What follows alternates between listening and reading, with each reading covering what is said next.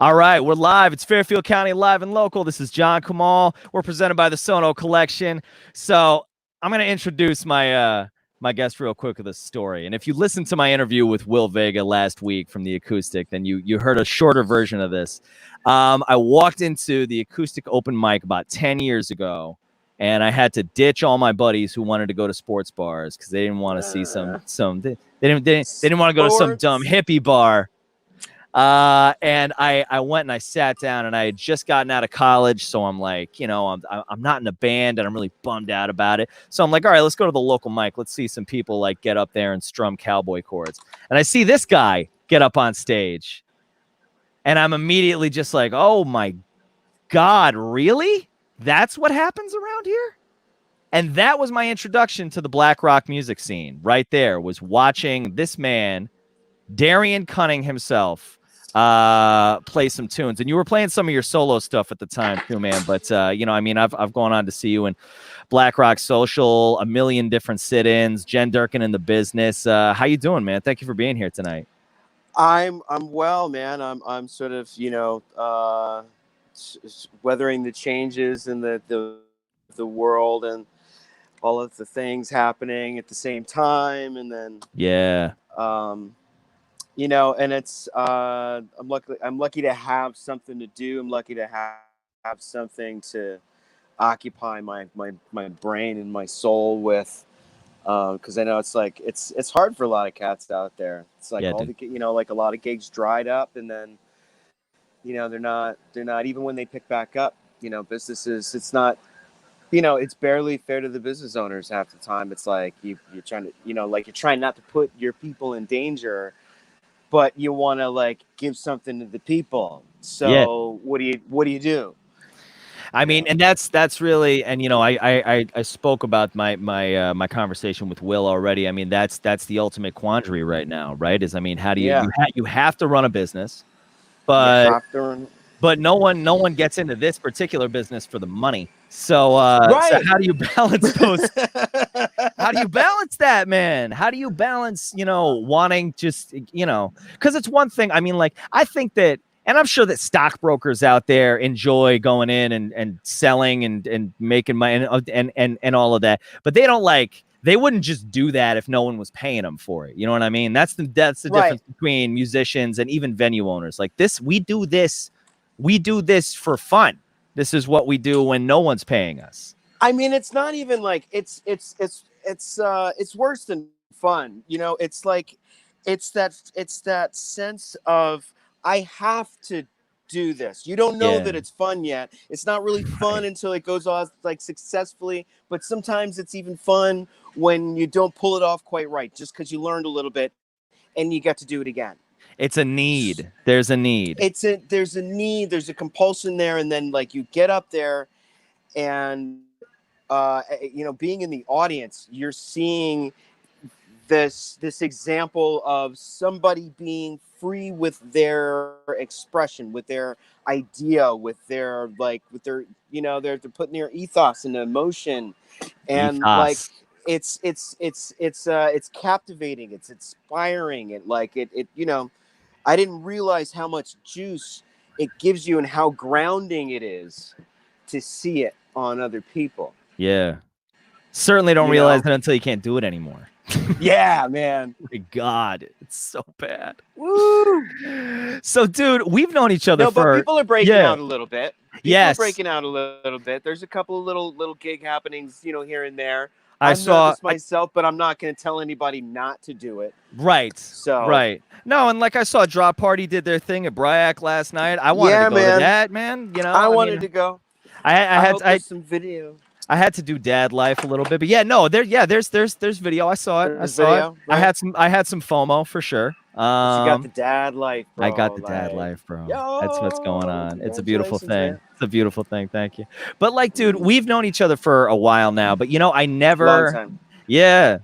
But I really haven't delved into outside of just like influences and experiences and like talking as a guitar player, but I've never really gone into the specifics of your career. So I mean, talk to me about Talk to me about the beginning though, man, because for real, like, I mean, you've done some wild stuff in your life, and Well, your playing is just informed by an experience that I think people would find really interesting. I mean, playing, wow. I mean, For like real. going all the way back, it's just, grandmother buys a piano for me, and I didn't practice for like years, and I was in the house. I got piano lessons, and I didn't practice, and she was like, yeah. And then I got a guitar, and I was like, because you can carry the guitar around, all over the place, and it's portable. And There is something to that, yeah. it's huge. It's a big deal, because like anywhere I was stuck, I was never stuck. There was, and I kind of, it was one of those things that always kind of helped me lose track of time. And then like, little high school bands, but of course, like the high school bands are kind of like the primordial ones, like the prototypical ones, the ones that are, kind of set it up. It's like when we're trying to play like more complicated stuff. We had this band called Tempest, and we got sued. You got sued? We got sued. Well, I mean, not officially. What did you do? We got a cease and desist order because we didn't realize there was another band called Tempest. Maybe we saw it on the cover of the Disc Maker's record, but maybe like we're like, hey, these guys are in like Sweden or something, right? Just like fair usage, and we're in Connecticut. We're in Connecticut. Like we read the books.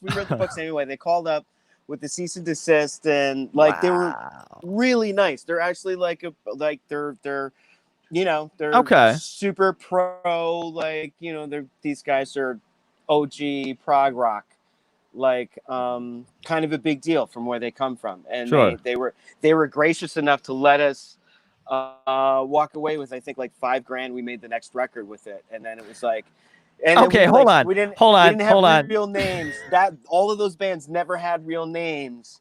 I'm gonna stop you right there though, because you're talking about a high school band. Yeah.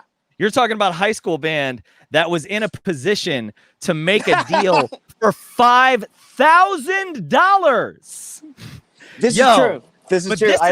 This is why I wanted to ask you about this phase of your career, though, because, like, dude, how did you get a high school band to a position like that? How did you get them outside of the Beanery? Bro. For those of you who went to school around Fairfield County, how'd you get out of the Beanery, man? How'd you get out of those like tiny gigs? Bro, we had to break into the Beanery after we were already started. Like there was, like breaking out of the Beanery.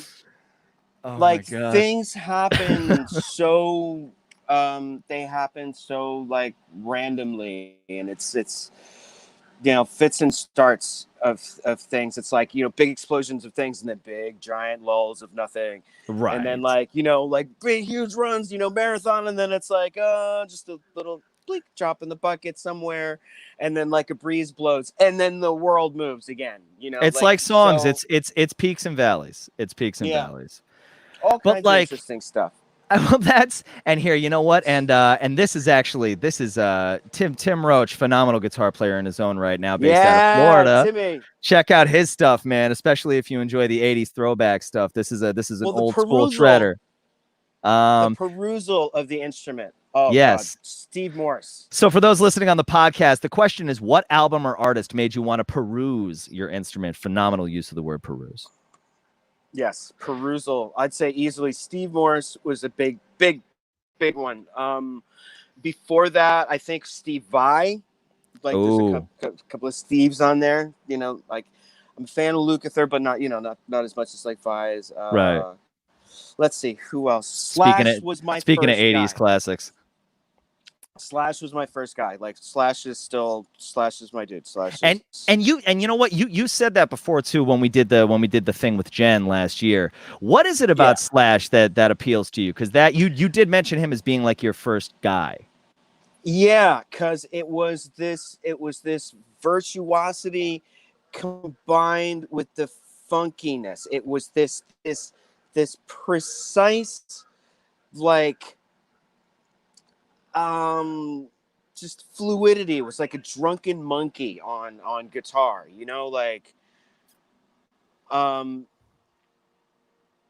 just so just biting and bluesy, but at the same time it was like, you know, he's using like 8-note scales and 9-note scales and like klezmer stuff that goes up one way and comes down another way. Yeah. And it's still really like he's real heavy on the Albert King stuff, you know, like, and sort of Hendrix too was a big guy in that, in the way that Albert King, I think, might have been partially that he played upside down, and certain guys who play upside down, Eric Gale's another cat who plays upside down. Eric Gale. Your hand does a different thing. And Mono Neon's another cat, plays upside down, southpaw. And it's also like your brain is literally wired different depending on like which way you're oriented to play your particular instrument. But anyway, we're sorry, it's super digression. No, it's okay. We're talking about Slash, right? Well, just about what appealed to him. But you know what I noticed too is that, and you know, I mean, just for people listening, a little bit of background. I took lessons from you for a little while as a guitar player, and one of the things that I remember I did. It was like 5-6 years ago, something like that. Was it at Black Rock Music? No, man, it was at your house, man. I just showed up at your crib and we just hung out and played guitar for a while. Yeah, no, I remember those. We just made a schedule. We just made a schedule out of something that we did normally. That was something that we did normally. But no, dude, you know, you always spoke about, and this is, I mean, there was no chance that this wasn't gonna devolve into a guitar head podcast, and I don't care. I'm embracing it. What I noticed though, you bring up, you know, the way that Slash broke outside of the blues box. And also, you know, incorporated things that were, when I came to you as a player, I was very stuck in blues, or at least just by extension, largely classic rock playing.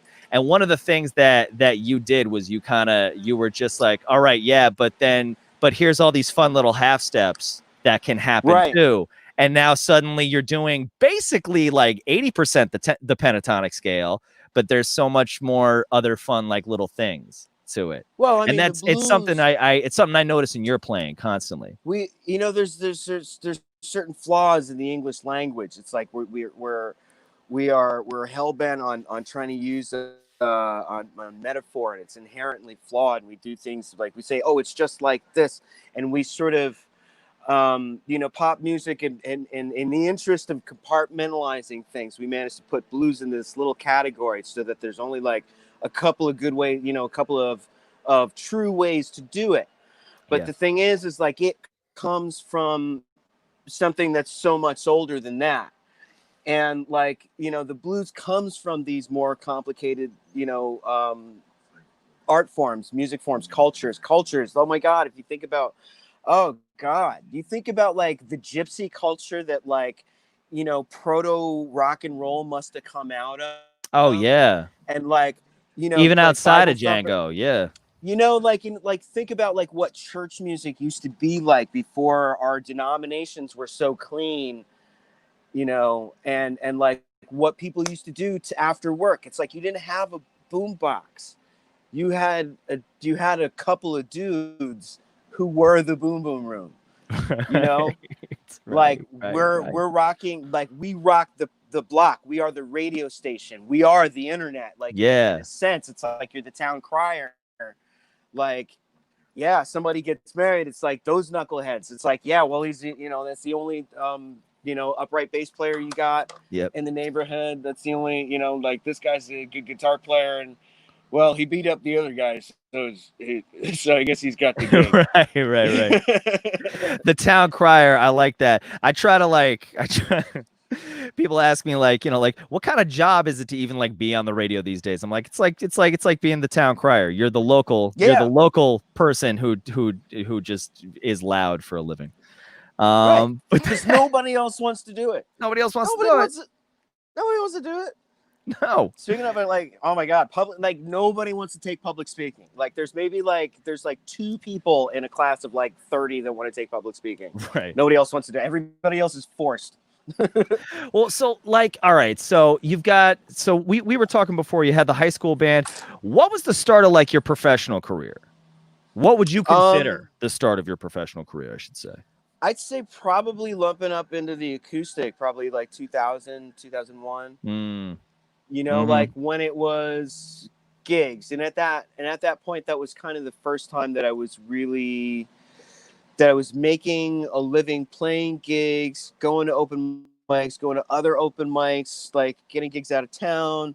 Right. Like also, I never really stopped doing the session musician thing. So like, you know, there's always somebody's record to work on. There's always Right. somebody's, you know, there's always work to be done. Well, so like, who have you worked with though? I don't know, like a lot of cats. Some cats have heard of, some cats haven't heard of. Like I've worked with Stephen Kellogg, um, Kristen Hoffman. I'm working with Jen Durkin in the business. You know, Yeah. that's like one of my brain children. Our brain children, our little like hippie love commune brainchild thing. Yeah. Um, Well said. and obviously there was a Black Rock Social thing, Yeah. Cosmic Barrows. I start to lose track after a while, and like because there's a whole list of bands that were like, you know, stuff that happened for like a couple of months or like a year or like 2 years, and then you just have to keep it moving. You know, life goes on and your Verizon bill is due, and you just take gigs. So what's here? Yeah.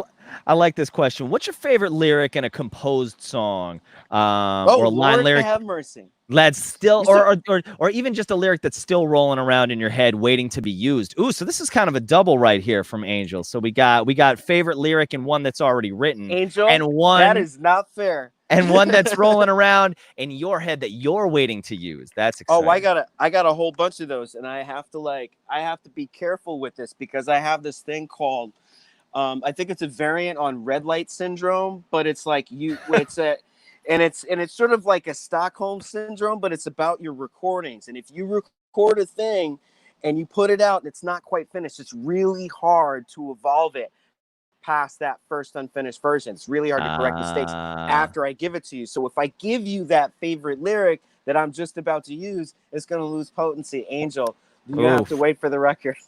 Oh, that's a phenomenal backwards way of talking about gotta wait for the record. But so let's You talk gotta wait about for the that though. record.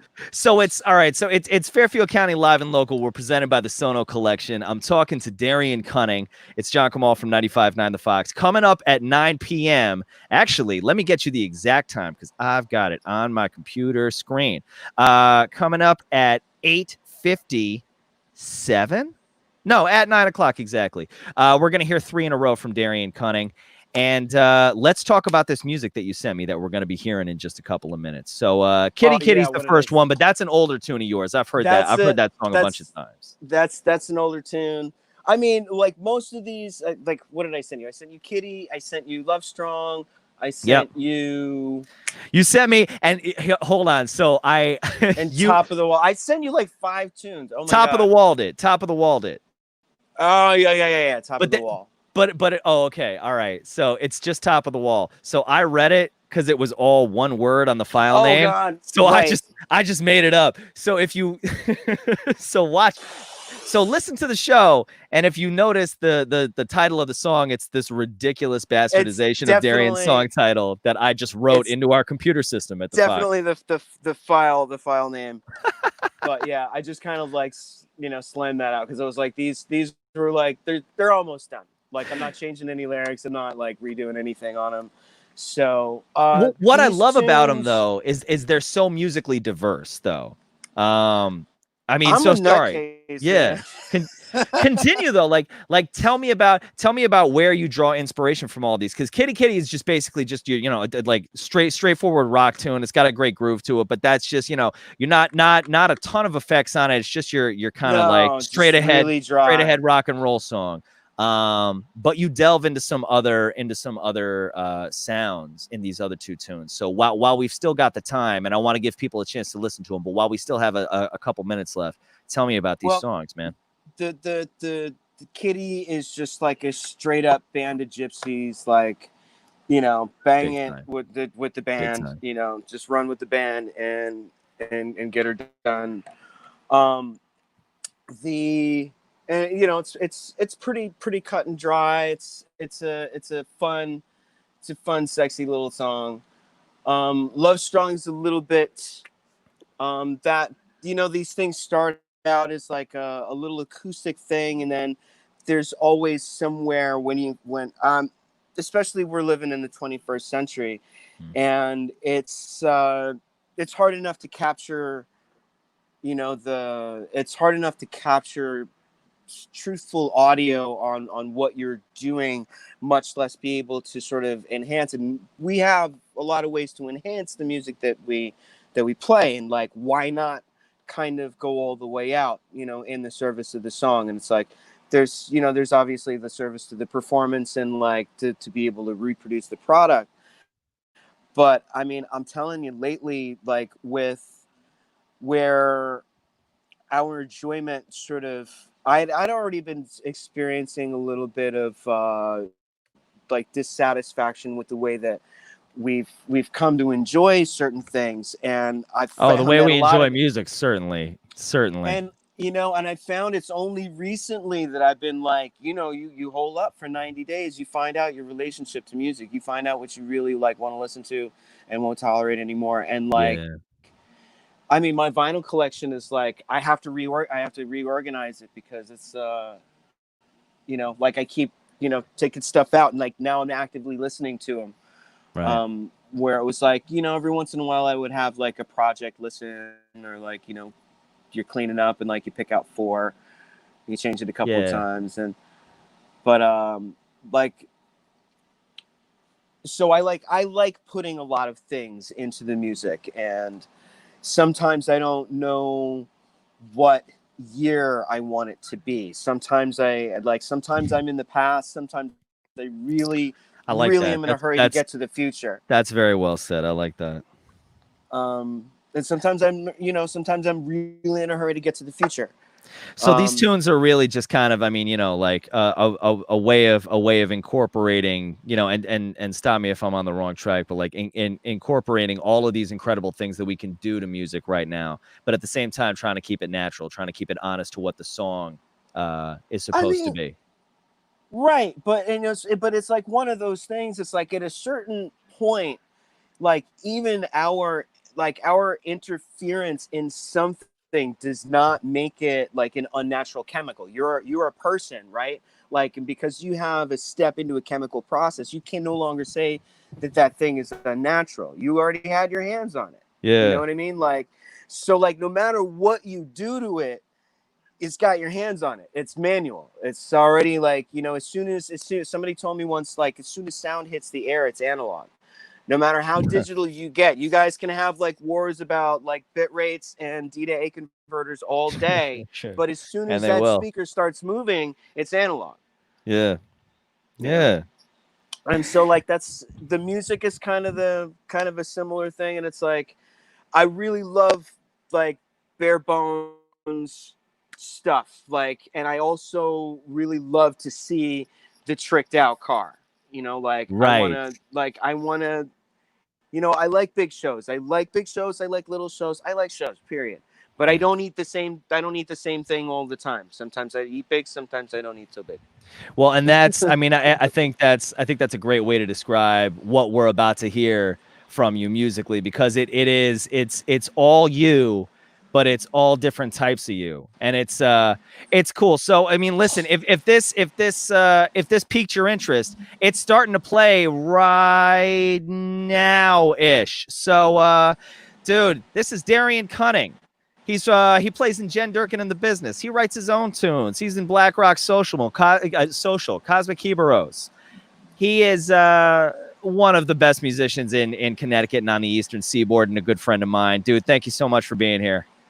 Hey man, thank you for having me. This Yeah, is a brother. pleasure. Stick around for a second. I'm going to talk to you when we end the broadcast. But for those of you watching right now, go to 959thefox.com, or if you live in Fairfield County, Connecticut, you can just go to 95.9 FM. You can hear 3 songs in a row from this guy, Darian, this guy, there we go. Directions. Darian Cunning, it's playing on the radio right now. And then after his 3 songs, you're still going to have a whole other hour of original local music from only Connecticut artists. So, yeah, go check it out. D, thank you, bro. And make sure if you missed any of this, you can download the podcast starting tomorrow. It's Fairfield County Live and Local. We're presented by the Sono Collection. All right. 95.9. 95.9.